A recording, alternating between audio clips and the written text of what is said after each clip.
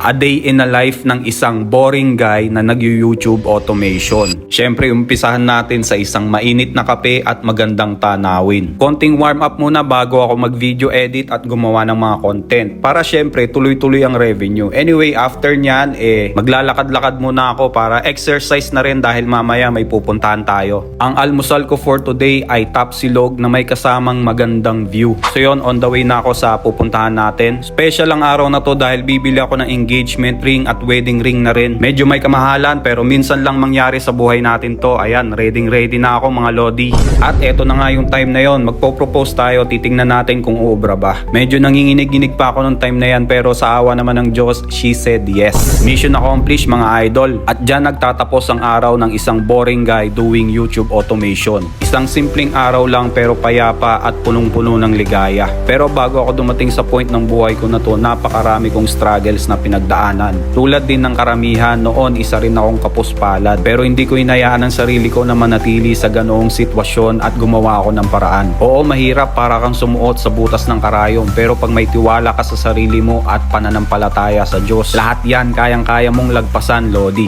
Kung interesado kang matuto ng YouTube automation, meron kaming community na pwede mong salihan at makasabay ka sa mga consistent members na tulad nila. Mag-comment ka lang ng YTA or i-message mo ko. Oh, may tanong si Lodi, paano gumawa ng educational talking fruits na kagaya nito? Hello, I am Charmaine. My vitamin C helps support your immune system. Gamit ang mga simpleng tools na to, ituturo ko sa iyo kung paano gawin yan step by step yung namo-monetize, so stay tuned. First, open ChatGPT, pindutin mo tong app at dito sa tabi may GPTs, i-click mo yan. I-search mo lang itong talking fruits, click start. Mag-request ka ng kahit anong prutas na gusto mong i-content, for example, orange. Bibigyan ka niya ng 2 prompt, i-copy mo yung una at ipa-generate mo sa Gemini AI. I-save mo yung photo. Next step, go to Google Flow, i-upload mo yung photo dito at gamitin mo yung pangalawang prompt sa ChatGPT. Pwede mong ibahin yung script kung gusto mo, i-hit mo yung enter at i-save mo yung video. Final step, lagyan mo ng subtitle, video and sound effects at good to go na yan. Hello, I am Charmaine. My vitamin C helps support your immune system and protects your body from everyday stress. Enjoy me in the morning for a refreshing wellness boost. Shoutout nga pala sa member namin na naka-reach ng 7 figures sa YTA. Dahil yan sa sobrang sipag mo at consistent. Tignan nyo naman yung upload, walang tigil. Sana all! Alam mo ba na pwede kang gumawa ng ganitong content gamit ang cellphone mo? Hey everyone, this is Charmaine and today we are at the zoo looking at crocodile. Paldo yan, kaya panoorin mo tong video na to hanggang sa dulo para matuto ka kung paano magatasan yan. So stay tuned. Una, search mo yung Google Flow sa browser mo, click mo yung unang link. Punta ka dito sa characters, lagyan mo ng description kung ano yung gusto mong AI vlogger. Kahit mga simpleng words lang kagaya nito, i-click mo tong format at kusa nang maaayos yung prompt mo. Hit next at eto na yung resulta ng character mo. Pag okay na sa'yo yan, hit mo yung done dito sa gilid. Para naman gawa ng video, follow these settings, click mo tong plus sign at piliin mo yung character mo. Kuha ka ng idea dito sa prompt na ginawa ko, pwede mo yung ibahin kahit anong content yung gusto mong gawin. Hit mo yung enter at antayin mong matapos ma-generate yung video. At eto na, meron ka ng content. Kayang-kaya mo to gawin, di ba? Hey everyone, this is Charmaine and today we are at the zoo looking at crocodiles. Did you know they love to soak in the water? They stay perfectly still to surprise their prey. Congrats nga pala sa mga members namin na nakuha na ang kanilang mga AdSense. Sobrang deserve nyo yung mga revenue nyo. Sana all! Baby Fruits Eating ASMR. Yan ang niche ng channel na to na sobrang paldo. AI slap daw yung mga ganitong content kasi maraming nanonood. Ayan o. Share ko sa iyo kung paano to gawin para magatasan mo rin. So stay tuned. Gusto mo bang kumita sa YouTube gamit ang iyong cellphone, tablet, or PC at mapabilang sa kanila na na-monetize na? Mag-comment ka lang ng YTA or i-message mo ako for full details. First step, open Meta AI, pwedeng sa app or pwedeng sa browser. Choose create image at i-paste mo tong prompt na to na nilagay ko sa comment section. Palitan mo lang yung subject ng kahit anong prutas na gusto mo. For example, mango. Pili ka ng isa sa mga resulta at i-click mo. Choose custom animate. Lagyan mo ng prompt na with ASMR sound at fixed camera. Magkakaroon ka na ng video. Pwede mong i-extend para mas humaba. Alternatively, pwede mo ring ipa-animate sa Google Flow yung image para mas maganda yung resulta. After nyan, i-save mo yung video at pwede mo na yung i-edit. Kayang-kaya mo to gawin, di ba?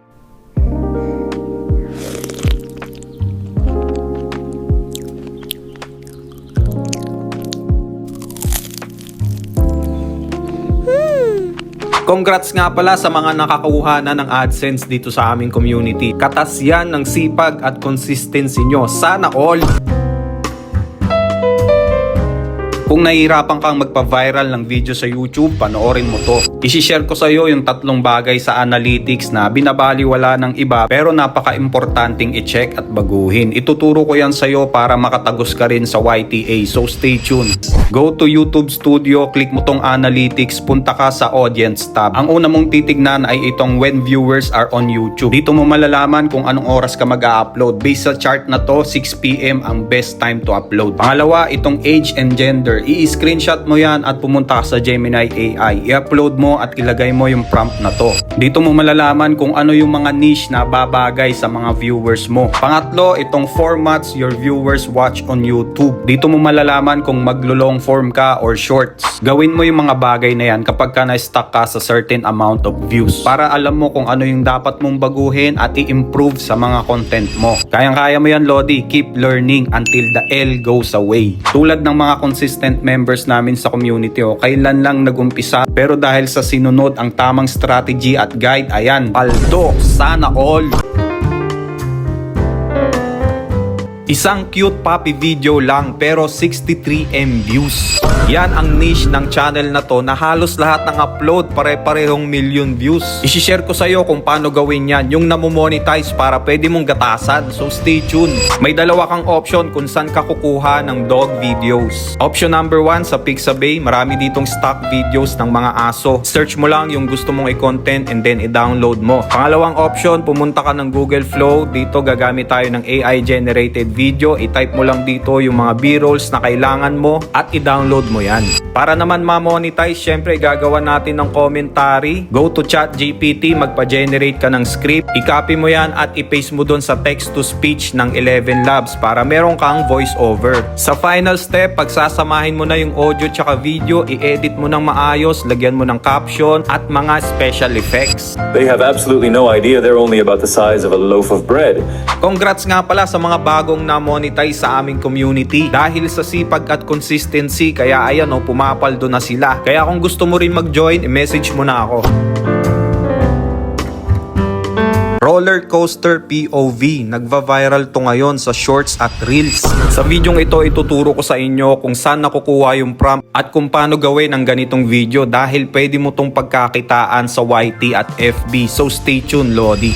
First step, go to this website. Pwede rin to sa cellphone. Search roller coaster at i-click mo yung first link. Hit start at pumili ka ng roller coaster design kahit ano dito. I-type mo yung number nung napili mo. Lagay mo yung intensity at time na parang ganito. Hit enter at i-copy mo yung video prompt. Next step, go to Google Flow. Hit new project. I-copy mo yung settings na to. Paste mo dito yung video prompt galing sa ChatGPT at hit mo yung enter. Wait for a few minutes hanggang matapos ma-generate yung video. At ayan, meron na tayong roller coaster POV shorts. I suggest try mo pa yung ibang roller coaster design, different intensity at time para makagawa ka pa ng iba't ibang roller coaster POV video. Kayang-kaya mo to gawin kahit hindi ka techie. Shoutout nga pala sa mga consistent members namin na ngayon ay kumikita na sa YTA. Tamang mindset at sinamahan ng consistency kaya ayan ang resulta. Lodi, nag-upload ako ng daily content tutorials kaya huwag kakalimutang mag-follow and share. Kung gusto mo namang matuto ng YouTube or Facebook automation, i-message mo lang ako for full details.